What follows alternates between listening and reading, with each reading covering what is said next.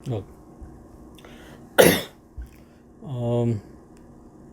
नुकतीच एक घटना आमच्या माहितीस आली.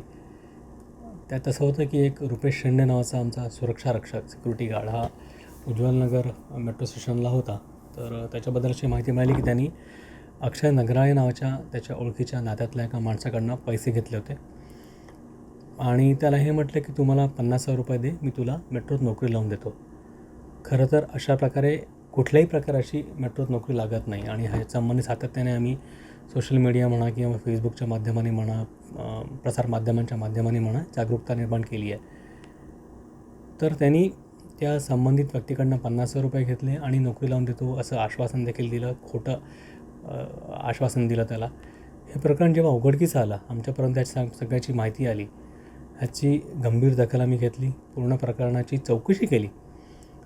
संबंधित जो सुरक्षा रक्षक होता रुपेश शेंडे, त्याला देखील बोलवलं, त्याला विचारलं. त्यांनी मान्य केलं की त्यांनी या प्रकरणात पैसे घेतले आहे. प्रकरणाचं गांभीर्य लक्षात घेता आम्ही त्याला निलंबित केलं आहे.